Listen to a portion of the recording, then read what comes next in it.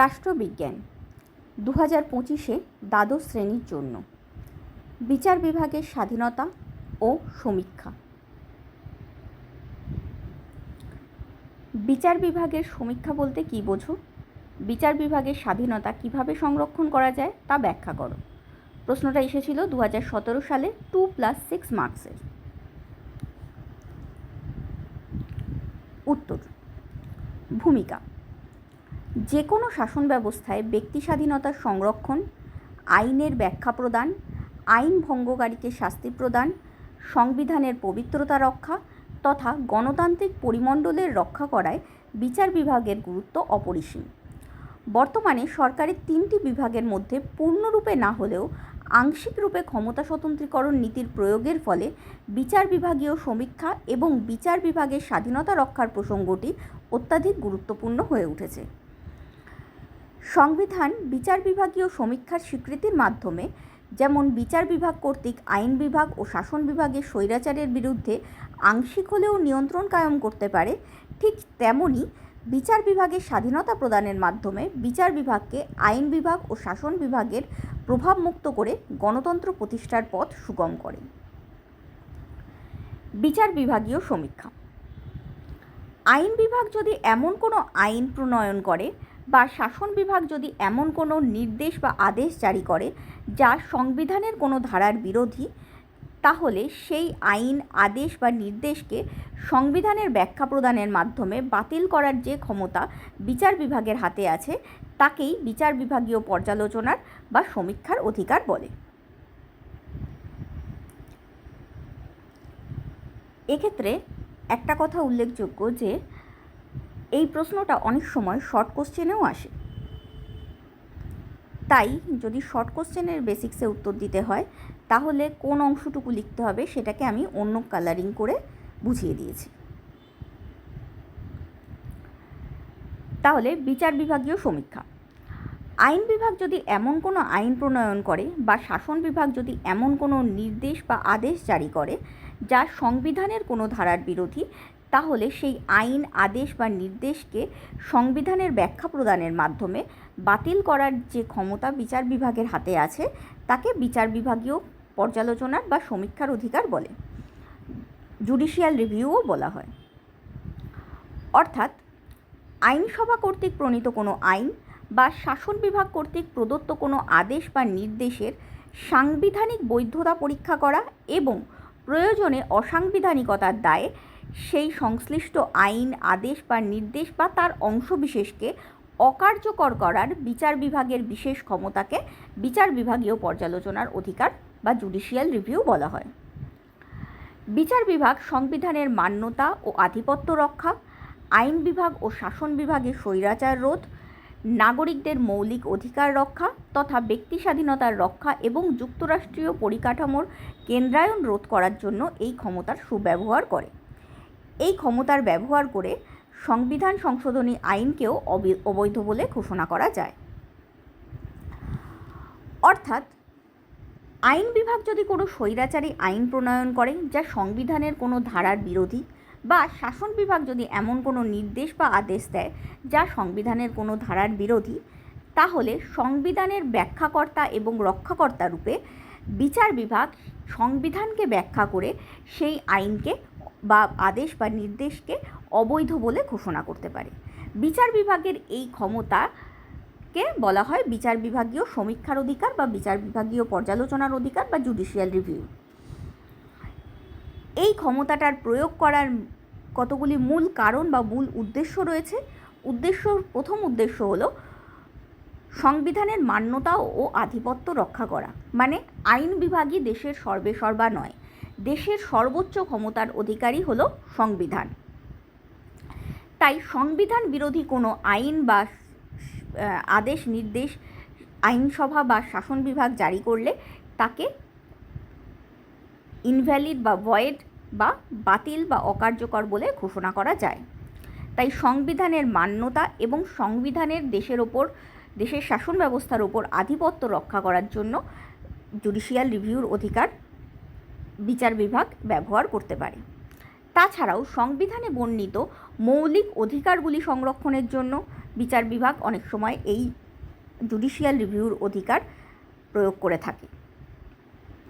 এছাড়াও ভারতবর্ষ যেহেতু একটা যুক্তরাষ্ট্রীয় দেশ, তাই অনেক সময় কেন্দ্রীয় আইনের সঙ্গে বিভিন্ন রাজ্য আইনের বিরোধ বাঁধতে পারে। সেই আইনগুলিকে বা আইনের সেই অংশবিশেষকে সংবিধানের ব্যাখ্যা প্রদানের মাধ্যমে যদি কোনো অংশ সংবিধান বিরোধী হয়ে যায়, কেন্দ্র এবং রাজ্যের মধ্যে ক্ষমতা বন্টনের কোনো অংশ যদি সংবিধান বিরোধী হয়ে যায়, তাহলে কেন্দ্রায়ন বা কেন্দ্রের আধিপত্য রক্ষাকে কেন্দ্রায়ন বা কেন্দ্রের অধিক আধিপত্য বিস্তারকে আটকানোর জন্য অনেক সময় বিচার বিভাগ এই আইনকে বাতিল বলে ঘোষণা করতে পারে। এইভাবে বিচার বিভাগ যুক্তরাষ্ট্রীয় পরিকাঠামো কেন্দ্রায়ন রোধ করে।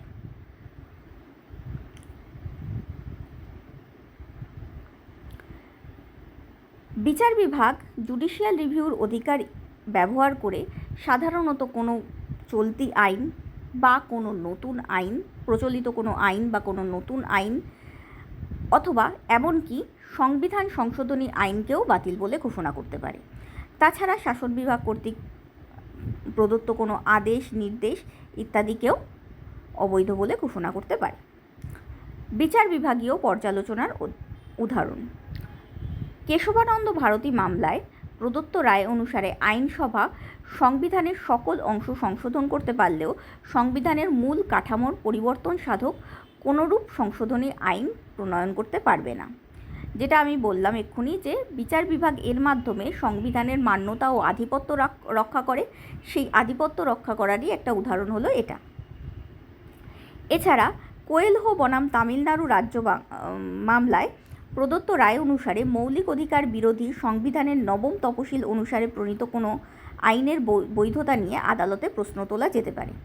প্রসঙ্গত উল্লেখযোগ্য যে এই নবম তফসিল নিয়ে অনেক মামলা হয়ে গেছে এবং অনেক যুগান্তকারী রায় দান করা হয়েছে। এটা এখন প্রচলিত, মানে এই রায়টাই এখন চলছে, এই রায়ের প্রভাবটা, যেটা কোয়েলহো বনাম তামিলনাড়ু মামলায় সুপ্রিম কোর্ট দিয়েছিল। সেই মামলার রায় অনুসারে নবম তপশিলের অধীনে কোনো প্রণীত কোনো আইন যদি মৌলিক অধিকারের বিরোধী হয়, তাহলে সেই আইনকে কোর্টে চ্যালেঞ্জ জানানো যেতে পারে।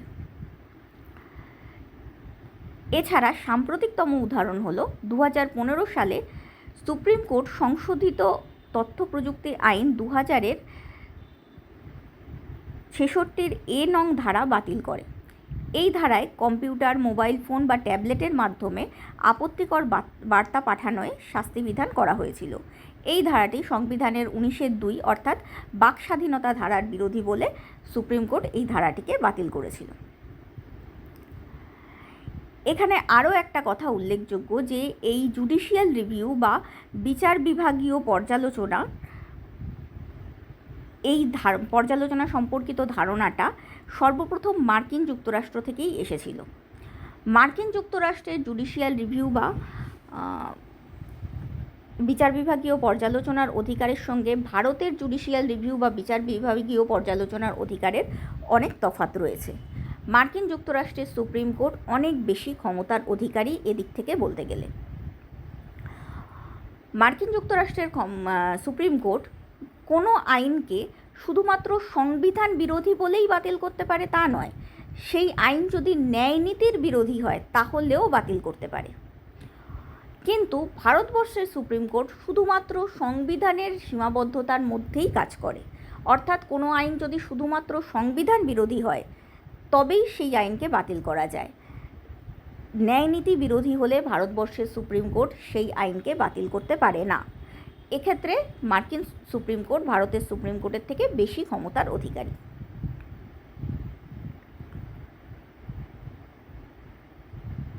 নর্মালি এতটা লেখার প্রয়োজন নেই, 2 নাম্বারের জন্য যেটুকু লেখা রয়েছে সেটুকুই যথেষ্ট। কিন্তু যদি কোনোভাবে এই প্রশ্নটা এমনভাবে আসে যে নাম্বারিংয়ের স্ট্রাকচারটা একটু বদলে দিল, মানে 2-এর জায়গায় 4+4 করে দিল, 2+6-এর জায়গায় 4+4 করে দিল, তাহলে এই উপসংহার হিসেবে এই মার্কিন সুপ্রিম কোর্ট আর ভারতীয় সুপ্রিম কোর্টের তফাৎটা অবশ্যই লিখবে। আর যদি শর্ট কোশ্চেন রূপে আসে, 1 নম্বরের আসে, তাহলে নীল করা অংশটুকু অর্থাৎ সংজ্ঞা এবং একটাই উদাহরণ 2015 সালের উদাহরণটা লিখতে হবে। পরবর্তী প্রশ্ন, বিচার বিভাগের স্বাধীনতা। বিচার বিভাগের স্বাধীনতা বলতে বোঝায় বিচার বিভাগ কর্তৃক আইন বিভাগ, শাসন বিভাগ ও অন্য কোনো বহিঃশক্তির হস্তক্ষেপ, প্রলোভন বা ভীতিমুক্ত হয়ে স্বাধীন ও নিরপেক্ষ রূপে ন্যায় বিচার প্রতিষ্ঠার উদ্দেশ্যে বিচার কার্য সম্পাদন করা। অর্থাৎ আইন বিভাগ, শাসন বিভাগ বা অন্য কোনো বহিঃশক্তি, সেটা কোনোরূপ সংস্থাই হোক বা আপামর জনসাধারণই হোক না কেন, কারোর কোনো ভীতি, প্রলোভন বা হস্তক্ষেপ মুক্ত হয়ে স্বাধীন ও নিরপেক্ষ রূপে বিচার সম্পাদন করাটাকেই বলা হচ্ছে বিচার বিভাগীয় স্বাধীনতা। জেমসের মতে বিচার বিভাগের স্বাধীনতার অর্থ বিচার বিভাগের নিরপেক্ষতা ও আপোষহীনতা। হ্যামিল্টনের মতে বিচার বিভাগের স্বাধীনতা হলো অপরাপর বিভাগের হস্তক্ষেপ মুক্ত হয়ে স্বাধীন ও নিরপেক্ষভাবে বিচারের রায় ঘোষণা করা। কান্টের মতে বিচার বিভাগের স্বাধীনতা বলতে বিচার বিভাগের প্রভাবমুক্ত ও নিরপেক্ষতাকে বোঝায়। অর্থাৎ প্রত্যেকেই নিরপেক্ষতা এবং হস্তক্ষেপ মুক্ততার দিকে হাইলাইট করেছে। বিচার বিভাগের নিরপেক্ষতা গণতন্ত্রের ভিত্তিস্তম্ভ। বিচার বিভাগের ওপর আইন বিভাগ বা শাসন বিভাগের কর্তৃত্ব কার্যকর হলে পক্ষপাতহীন ন্যায় বিচার অসম্ভব হয়ে পড়বে। তাই বস্তুতপক্ষে বিচার বিভাগের স্বাধীনতা ও নিরপেক্ষতা পরস্পরের পরিপূরক। অর্থাৎ বিচার বিভাগ যদি কারুর হস্তক্ষেপের দ্বারা প্রভাবিত হয় বা কোনোরূপ ভয়ের সম্মুখীন হয়, তাহলে কোনোভাবেই নিরপেক্ষ বিচার হওয়া সম্ভব নয়। তাই নিরপেক্ষতার জন্য স্বাধীনতাটা অত্যাবশ্যক বলেই মনে করা হয়। বিচার বিভাগের স্বাধীনতা সংরক্ষণের কিছু চিরাচরিত পদ্ধতি হল: 1. সুযোগ্য বিচারপতি নিয়োগ। সৎ, নির্লোভ, সাহসী, স্বাধীনচেতা, আইনজ্ঞ, নিরপেক্ষ এবং দলীয় রাজনীতির সঙ্গে প্রত্যক্ষভাবে সম্পর্কহীন ব্যক্তিরা যদি বিচারপতি হিসেবে সমাসীন হন, তাহলে ন্যায় বিচার প্রতিষ্ঠার পথ প্রশস্ত হয়। গোখেল মন্তব্য করেছেন যে বিচারপতিগণ যদি দুর্নীতিপরায়ণ এবং বিকৃত মনোবৃত্তি সম্পন্ন হন, তবে ন্যায় বিচার পদদলিত হতে বাধ্য। অর্থাৎ নিরপেক্ষ বিচার করার জন্য সর্বপ্রথম সৎ, নির্লোভ, সাহসী, স্বাধীনচেতা, আইনজ্ঞ, নিরপেক্ষ এবং দলীয় রাজনীতির সঙ্গে প্রত্যক্ষভাবে সম্পর্কহীন ব্যক্তিদের নির্বাচন করা উচিত। কারণ বিচারপতিরা যদি সৎ না হয় বা লোভী হয়, তাহলে তাদের দুর্নীতি পরায়ণ হওয়ার চান্স থেকে যায়, এবং যদি বিকৃত মনোভাব সম্পন্ন হয়, তাহলেও ন্যায় বিচার পাওয়ার সম্ভাবনা অনেকটাই কমে আসে। এছাড়াও কিছু গুণ থাকা দরকার, যেমন প্রগতিশীল হওয়া দরকার। যদি বিচারপতিগণ রক্ষণশীল হয়ে যান, তাহলে অনেক সময় আমরা প্রগতিশীল আইন প্রণয়ন করতে পারি না বা প্রগতিশীল আইনের সৃষ্টি হওয়ার কারণ বিচার বিভাগকে তৈরি করতে পারি না। অনেক এরকম প্রগতিশীল আইন আমাদের দেশে এখন চালু হচ্ছে। দ্বিতীয়, সুষ্ঠু নিয়োগ পদ্ধতি।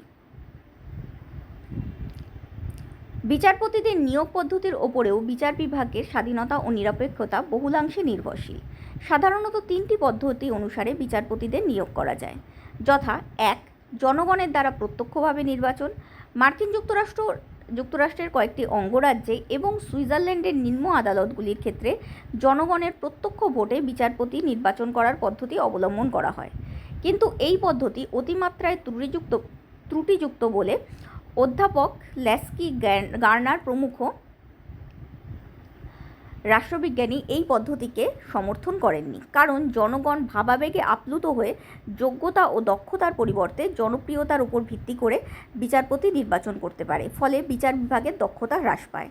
তাছাড়া এই পদ্ধতি অনুসরণ করলে মিথ্যা, অপপ্রচার, দলীয় প্রচার প্রভৃতির মাধ্যমে লোভী, পক্ষপাত দুষ্ট ও চাটুকার শ্রেণীর ব্যক্তিরা বিচারপতি পদে নিযুক্ত হওয়ার আশঙ্কা থেকে যায়।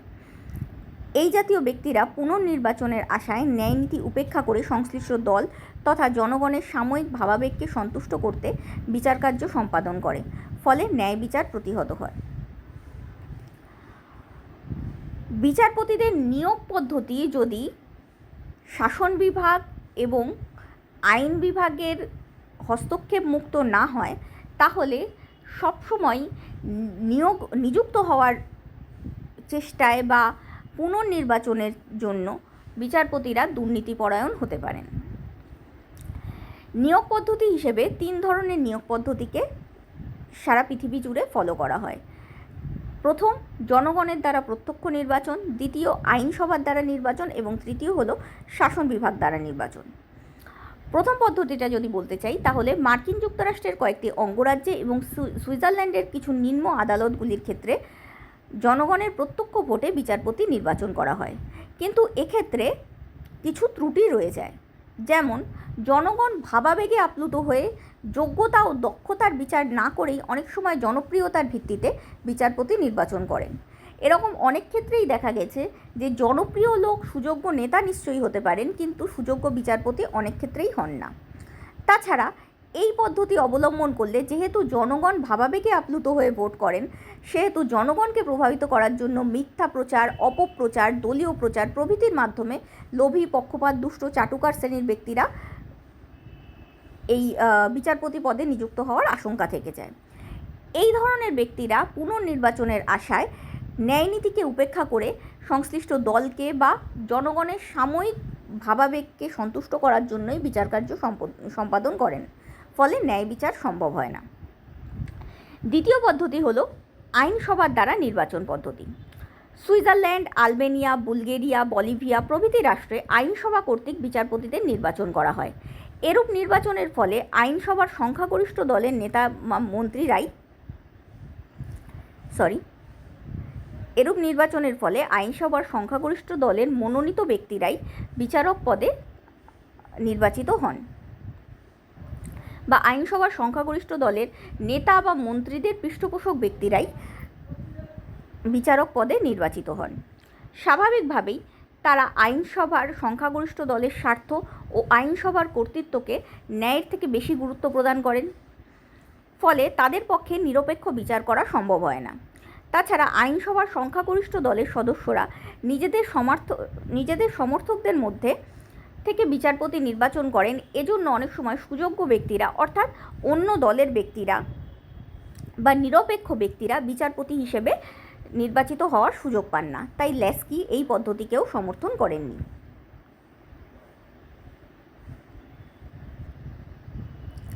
তৃতীয় পদ্ধতি হলো শাসন বিভাগ দ্বারা নিয়োগ। ভারত, মার্কিন যুক্তরাষ্ট্র প্রভৃতি রাষ্ট্রে ঊর্ধ্বতন আদালতে বিচারপতি নিয়োগের ক্ষেত্রে শাসন বিভাগ কর্তৃক নিয়োগ পদ্ধতি অবলম্বন করা হয়। এই পদ্ধতি অনুসারে সর্বোচ্চ শাসন কর্তৃপক্ষ বিচারপতিদের নিয়োগ করবেন। অধ্যাপক লেস্কির এবং গেটেলের মতানুসারে নিয়োগের পূর্বে অন্যান্য বিচারপতি এবং বিচারপতিদের প্রতিনিধিদের নিয়ে গঠিত একটি স্থায়ী কমিটির সঙ্গে পরামর্শ করা উচিত। কেবলমাত্র বিচার বিভাগীয় মন্ত্রীর সুপারিশক্রমেই বিচারপতিদের নিয়োগ করা বাঞ্ছনীয়। তবে এই পদ্ধতিও সম্পূর্ণ ত্রুটিমুক্ত নয়। শাসন বিভাগ কর্তৃক নিযুক্ত বিচারপতিগণ স্বাভাবিকভাবেই শাসন বিভাগের প্রতি পক্ষপাত দুষ্ট হন। তাছাড়া অবসর গ্রহণের পর যদি বিচারপতিদের শাসন বিভাগীয় কোনো পদে কূটনীতিবিদ হিসেবে নিয়োগ করার পথে কোনো বাধা না থাকে, তবে বিচারপতিগণ ভবিষ্যতে সরকারের আনুকূল্য লাভের জন্য ন্যায় বিচার প্রতিষ্ঠার পরিবর্তে সরকারের সপক্ষে বিচারকার্য পরিচালনা করতে পারেন। তবুও বাকি দুটি পদ্ধতির তুলনায় এই পদ্ধতি অধিক গ্রহণযোগ্য বলে মনে করা হয়। অর্থাৎ এক্ষেত্রে বিচারপতি নির্বাচনের পদ্ধতি হলো শাসন বিভাগের উচ্চ কর্তৃপক্ষ দ্বারা নির্বাচন, কিন্তু সেক্ষেত্রে শাসন বিভাগের উচ্চ কর্তৃপক্ষ অবশ্যই বিচারপতি অন্যান্য বিচারপতি কিংবা বিচারপতিদের প্রতিনিধিদের নিয়ে গঠিত একটি স্থায়ী কমিটির সঙ্গে এবং বিচার বিভাগীয় মন্ত্রীর সঙ্গে সুপারিশ করবেন।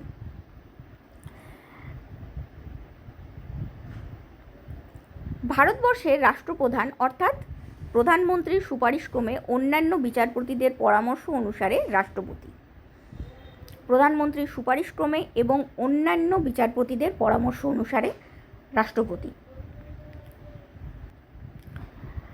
সংবিধানে বর্ণিত যোগ্যতার অধিকারী ব্যক্তিদের ঊর্ধ্বতন বিচারপতি পদে অর্থাৎ হাইকোর্ট এবং সুপ্রিম কোর্টের বিচারপতি হিসেবে নিয়োগ করেন।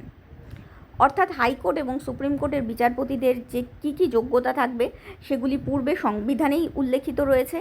সেই নীতি অনুসারে এবং অন্যান্য বিচারপতিদের সঙ্গে পরামর্শ করে এবং প্রধানমন্ত্রীর সুপারিশক্রমে হাইকোর্ট ও সুপ্রিম কোর্টের বিচারপতিকে রাষ্ট্রপতি নিয়োগ করেন। এক্ষেত্রে উল্লেখযোগ্য যে অন্যান্য বিচারপতিদের পরামর্শ গ্রহণ করতে রাষ্ট্রপতি বাধ্য নন, কিন্তু তারা পরামর্শ প্রদান করতে বাধ্য। আর অধস্তন বিচারপতিরা প্রতিযোগিতামূলক পরীক্ষার মাধ্যমে নিযুক্ত হন। যদিও বলা যেতে পারে যেহেতু অন্যান্য বিচারপতিদের পরামর্শ গ্রহণ করতে রাষ্ট্রপতি বাধ্য নন, বা এক্ষেত্রেও শাসন বিভাগের একটা প্রভাব রয়েই যায়, তাই এই পদ্ধতি সম্পূর্ণ ত্রুটিমুক্ত তো বলা যায় না, কিন্তু বাকি দুটো পদ্ধতির থেকে অনেকাংশে এটা ত্রুটিমুক্ত বলেই মনে করা হয়। তৃতীয়, কার্যকাল নির্দিষ্টকরণ। বিচার বিভাগের স্বাধীনতা সংরক্ষণের জন্য বিচারপতিদের কার্যকালের স্থায়িত্ব একান্ত প্রয়োজন। হ্যামিল্টনের মতে বিচারপতিদের পদের স্থায়িত্ব শাসন ব্যবস্থার উৎকর্ষের অন্যতম পরিচায়ক। যদি বিচারপতিরা স্বল্পকালের জন্য নির্বাচিত বা মনোনীত হন, তবে তারা সুষ্ঠুভাবে কার্য সম্পাদনে মনোনিবেশ করতে পারেন না, কারণ তাদের মধ্যে এই ভাবনা আসতে থাকে এরপর আমরা কি করব, জীবনে কি করব, তাই তারা সুষ্ঠুভাবে কার্য সম্পাদনে মনোনিবেশ করতে পারেন না। তাছাড়া কার্যকাল বৃদ্ধির জন্য নিয়োগকারী কর্তৃপক্ষের সন্তুষ্টি বিধানে তারা সর্বদাই ব্যস্ত থাকেন। অর্থাৎ যদি তাদের কার্যকালের মেয়াদ বৃদ্ধিটা আইনসভা, শাসন বিভাগ কিংবা জনগণের হাতে থাকে, তাহলে যার হাতে থাকবে তাকে খুশি করার জন্য তিনি পক্ষপাতদুষ্ট রায় দিতে থাকেন। ফলে ন্যায় বিচার উপেক্ষিত হয়। কিন্তু কার্যকালের স্থায়িত্ব থাকলে বিচারপতিগণ নির্ভীক ও নিরপেক্ষ রূপে ন্যায় বিচার প্রতিষ্ঠার কাজে আত্মনিয়োগ করতে পারেন। তাছাড়া কার্যকাল স্বল্পস্থায়ী হলে বিচারকগণ দুর্নীতিপরায়ণ হয়ে উঠতে পারেন, কারণ অল্প সময় অত্যাধিক উপার্জনের তাদের মধ্যে একটা তাগিদ দেখা দেয়, এবং নিজের ভবিষ্যৎকে সুনিশ্চিত করারও একটা প্রচেষ্টা তাদের মধ্যে দেখা দেয়। তাই স্বল্পস্থায়ী যদি কার্যকাল তাদের হয়, তারা দুর্নীতিপরায়ণ হয়ে উঠতে পারেন। তাই বর্তমানে পৃথিবীর অধিকাংশ রাষ্ট্রে বিচারপতিদের একটি নির্দিষ্ট বয়সসীমা পর্যন্ত স্থায়ীভাবে নিয়োগের নীতি রয়েছে। ভারতবর্ষের সুপ্রিম কোর্টের এবং হাইকোর্টের বিচারপতিরা যথাক্রমে 65 ও 62 বছর বয়স পর্যন্ত স্বপদে আসীন থাকতে পারেন।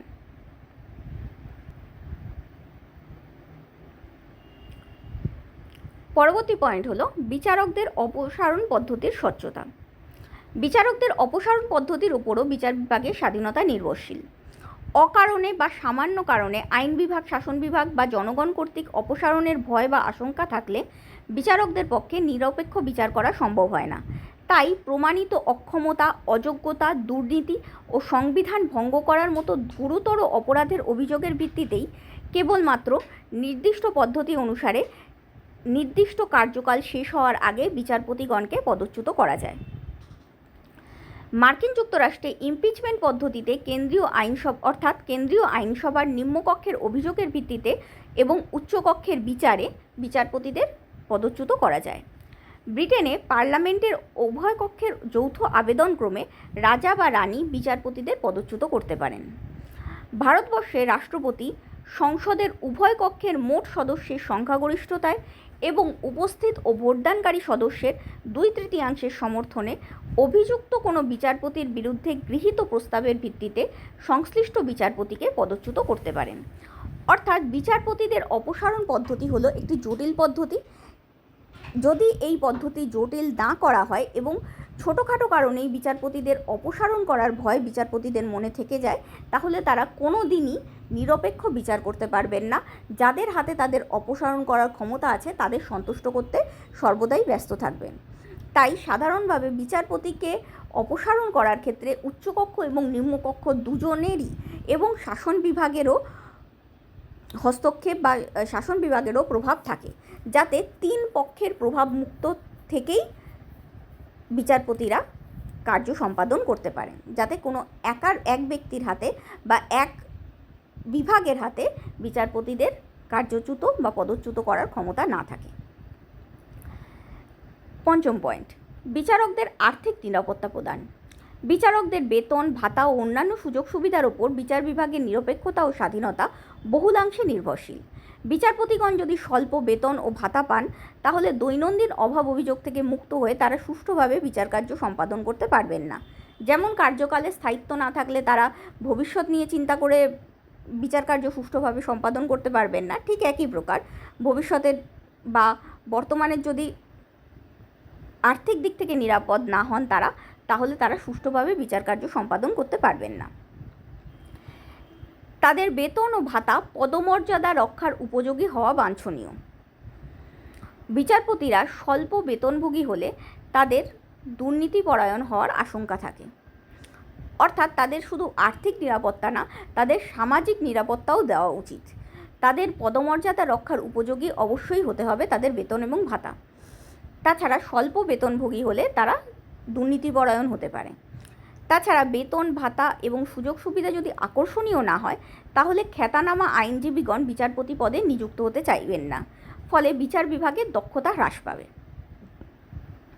যদি আইন ব্যবসায় বা যদি উকিল হিসেবে বিচারপতি হিসেবে হওয়া উপার্জনের থেকে বেশি উপার্জন হতে থাকে, কিছু ক্ষেত্রে হয় কিন্তু যদি সব ক্ষেত্রে এটা হতে থাকে, তাহলে যোগ্য ব্যক্তিরা কিছুতেই বিচারক হতে চাইবেন না, সেক্ষেত্রে বিচার বিভাগের দক্ষতা হ্রাস পাবে। এছাড়া বিচারপতিদের বেতন ও ভাতা সংক্রান্ত কোনো বিষয় আইন বিভাগ ও শাসন বিভাগের অনুমতি সাপেক্ষ হওয়া উচিত না, যাতে আইন বিভাগ ও শাসন বিভাগের থেকে হস্তক্ষেপ থেকে মুক্ত থাকে বা প্রভাব থেকে মুক্ত থাকে বিচার বিভাগ তার জন্য। এবং স্বপদে অধিষ্ঠিত থাকাকালে তাদের বেতন ও ভাতা ইত্যাদির পরিবর্তন করার ক্ষমতাও আইন বিভাগ ও শাসন বিভাগের থাকা উচিত নয়, যাতে তারা সবসময় শাসন বিভাগ ও আইন বিভাগকে খুশি করে না চলে তার জন্য। ভারতবর্ষের উচ্চ আদালতের বিচারপতিদের বেতন ভাতা স্বপদে অধিষ্ঠিত থাকাকালীন কেবলমাত্র জরুরি অবস্থার সময়ই তাদের প্রতিকূলে পরিবর্তন করা যায়, এছাড়া করা যায় না। ষষ্ঠ পয়েন্ট, বিচার বিভাগের স্বতন্ত্রীকরণ। বিচারপতিদের স্বাধীনতা ও নিরাপত্তা বজায় রাখার জন্য বিচার বিভাগকে আইন বিভাগ ও শাসন বিভাগের প্রভাব মুক্ত রাখা অপরিহার্য। অধ্যাপক ল্যাস্কির মতে স্বাধীনতা সংরক্ষণের জন্য বিচার বিভাগের স্বাতন্ত্র্য একান্ত আবশ্যক। ক্ষমতা স্বতন্ত্রীকরণ নীতি পড়ার সময় আমরা দেখেছি যে বিচার বিভাগ যদি আইন বিভাগ এবং শাসন বিভাগের প্রভাব মুক্ত না হয়, তাহলে ন্যায় বিচার পাওয়া অসম্ভব এবং সেক্ষেত্রে গণতন্ত্র রক্ষা করাও সম্ভব হবে না। তাই স্বাধীনতা সংরক্ষণের জন্য বিচার বিভাগকে আইন বিভাগ এবং শাসন বিভাগের প্রভাব মুক্ত রাখা অপরিহার্য। এই কার্যকালে স্থায়িত্ব রক্ষা করা, বেতন এবং ভাতাকে আইন বিভাগ এবং শাসন বিভাগের প্রভাব মুক্ত করা, এটা বিচার বিভাগের স্বতন্ত্রীকরণেরই এক একটা দিক। এছাড়াও দিক আছে, যেমন আইন বিভাগ বিচার বিভাগের দ্বারা প্রদত্ত কোনো রায়কে প্রকাশ্যে আইনসভার মধ্যে সমালোচনা করতে পারে না। এরকম বিভিন্ন নীতি বা আইনের মাধ্যমে বিচার বিভাগকে শাসন বিভাগ এবং আইন বিভাগের প্রভাবমুক্ত রাখার চেষ্টা করা হয়েছে। একেই বলা হয় বিচার বিভাগের স্বতন্ত্রীকরণ। সপ্তম পয়েন্ট, বিচারকের দৃষ্টিভঙ্গি। বিচারপতিদের দৃষ্টিভঙ্গি ও শ্রেণী চেতনার ওপরও বিচার বিভাগের নিরপেক্ষতা ও দক্ষতা বহুলাংশে নির্ভরশীল। বিচারকদের সামাজিক ও পারিবারিক অবস্থান, অর্থনৈতিক এবং শিক্ষাগত প্রেক্ষাপট, রাজনৈতিক চেতনা প্রভৃতির পরোক্ষ প্রভাব তাদের দৃষ্টিভঙ্গির উপর পড়ে।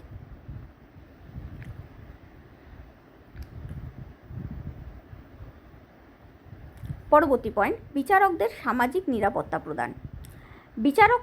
বিচারকরা যাতে নিজেদের স্বচ্ছ প্রতিচ্ছবি রক্ষার বিষয়ে দুশ্চিন্তাগ্রস্ত না হয়ে নির্ভয় এবং নির্দ্বিধায় সঠিক সিদ্ধান্ত নিতে পারে, তাহলে বিচারকদের রায়কে দিতে পারে, তার জন্য বিচারকদের রায়কে সমালোচনার ঊর্ধ্বে রাখার ব্যবস্থা করা হয়। অর্থাৎ বিচারকরা যদি ভাবে যে আমি এই রায়টা দেব, এটা যদি আগের রায়গুলোর মতো না হয়, একটু আলাদা হয়, তাহলে যদি পাবলিক সমালোচনা করে আমার, বা আইনসভায় আমার সমালোচনা হয়, আমার সম্মানের কী হবে, আমার স্বচ্ছ প্রতিচ্ছবি থাকবে কি না, আমার ইমেজের কী হবে, এই ভাবনায় যদি বিচারকরা ব্যস্ত হয়ে যায়, তাহলে কোনোভাবেই প্রগতিশীল রায় দেওয়া তাদের পক্ষে সম্ভব হবে না। তার জন্যই তাদের প্রদত্ত রায়কে সমালোচনার ঊর্ধ্বে রাখা হয়েছে। তাই সংবিধানের 121 নং ধারা অনুসারে পার্লামেন্টের বিচারপতিদের কোনো সিদ্ধান্ত নিয়ে বিরোধ বা আলোচনা করা যায় না। উপসংহার: উপরিউক্ত বিষয়গুলি বিচার বিভাগের স্বাধীনতা ও নিরপেক্ষতা রক্ষার সহায়ক হলেও যথেষ্ট নয়। দেশের প্রচলিত সামাজিক ও রাজনৈতিক কাঠামোর ওপর বিচার বিভাগের স্বাধীনতা অনেকাংশে নির্ভরশীল। তাছাড়া বিচার বিভাগের কার্য আইন বিভাগ কর্তৃক প্রণীত আইনের মধ্যে সীমাবদ্ধ থাকার কারণে আইন বিভাগের চরিত্রের ওপরও বিচার বিভাগের কর্মদক্ষতা বহুলাংশে নির্ভরশীল। তথাপি উপরিউক্ত পদ্ধতিগুলো অবলম্বন করা হলে গণতন্ত্র প্রতিষ্ঠার পথ প্রশস্ত হয়। অর্থাৎ বলা হচ্ছে যে এই যতগুলো নিয়ম বা নীতি আলোচনা করা হলো সেগুলোও যদি প্রয়োগ করা হয় তাহলেও এমন হতে পারে যে বিচার বিভাগ নিরপেক্ষভাবে বিচার করতে পারে না। কিন্তু এগুলো যদি প্রয়োগই না করা হয় তাহলে তো পুরো সিস্টেমটাই ভেঙে পড়বে। তার জন্য এটা অনেকটাই বিচার বিভাগের নিরপেক্ষতা প্রদানের জন্য এবং বিচার বিভাগের স্বৈরাচারের ক্ষেত্রে রাশ টানার জন্য গুরুত্বপূর্ণ। এই সমস্ত পয়েন্টগুলো ছাড়াও বা নীতিগুলো ছাড়াও দেশে প্রচলিত সামাজিক রাজনৈতিক কাঠামোর প্রভাব, অর্থাৎ যদি আমরা সমাজতন্ত্রবাদীদের দৃষ্টিভঙ্গি দিয়ে দেখি তাহলে সমাজে প্রভুত্বপ্রাণী শ্রেণীর দ্বারাই সমস্ত বিভাগই বা পুরো শাসন ব্যবস্থাটাই পরিচালিত। সেক্ষেত্রে সমাজে যে শ্রেণীর প্রভাব নেই সে শ্রেণীর স্বার্থ রক্ষা করা এমনিই অসম্ভব। তাই দেশে প্রচলিত সামাজিক ও রাজনৈতিক কাঠামোর ওপরও বিচার বিভাগের স্বাধীনতা অনেকাংশে নির্ভরশীল। যেমন কোনো দেশে যদি ধার্মিক কোনো প্রভাব থাকে তাহলে সেই প্রভাব মুক্ত হয়েও অনেক সময় বিচারপতিরা রায় দিতে পারেন না। আবার মার্কিন যুক্তরাষ্ট্র যেমন অত্যাধিক স্বাধীনতার বা মার্কিন যুক্তরাষ্ট্র বা ফ্রান্স যেমন অত্যাধিক ব্যক্তি স্বাধীনতার পক্ষপাতী, সেই কনসেপ্টের থেকে একদম আলাদা কনসেপ্ট নিয়ে বিচারপতিরা রায় দিতে পারেন না ওই সমস্ত দেশে। তাছাড়াও বিচার বিভাগের কাজ আইন বিভাগের আইন প্রণয়নের মধ্যেই সীমাবদ্ধ। তার জন্যই ওই প্রণীত আইনের গণ্ডির মধ্যে থাকার কারণে আইন বিভাগ যদি স্বৈরাচারী আইন প্রণয়ন করে বিচার বিভাগও সেই আইনকে মান্যতা দিতে বাধ্য বা সেই আইনকে প্রয়োগ করতে বাধ্য। এক্ষেত্রেই উঠে আসছে জুডিশিয়াল রিভিউ বা বিচার বিভাগীয় সমীক্ষার অধিকারের কথা, যে অনেক ক্ষেত্রে সংবিধান বিরোধী বলে আইনকে বিচার বিভাগ বাতিল করতে পারে এবং সেই স্বৈরাচারী আইনের প্রয়োগ হতে বাধা দিতে পারে। কিন্তু সেক্ষেত্রেও আছে সংবিধানের বাইরে গিয়ে তো কিছু করতে পারবে না, যেরকম মার্কিন যুক্তরাষ্ট্রে করতে পারে। তাই বলতে গেলে অনেক ক্ষেত্রেই ভারতবর্ষে বিচার বিভাগের হাত পা বাঁধা। মার্কিন যুক্তরাষ্ট্রের মতো যেহেতু ভারতের বিচার বিভাগ ন্যায়নীতি বিরোধী বলে কোনো আইনকে বাতিল করতে পারে না, তার জন্য বিচার বিভাগের অতটা ক্ষমতা নেই বললেই চলে। তথাপি উপরিউক্ত পদ্ধতিগুলো অনুসরণ করা হলে বিচার বিভাগের স্বাতন্ত্র্য তথা গণতন্ত্র প্রতিষ্ঠার পথ অনেকটাই প্রশস্ত হয়। উত্তরটা ভালো লাগলে প্লিজ লাইক, শেয়ার আর সাবস্ক্রাইব করো। আর এরকম কোনো উত্তর জানতে ইচ্ছে হলে প্লিজ কমেন্টের মাধ্যমে জানিও। Thank you.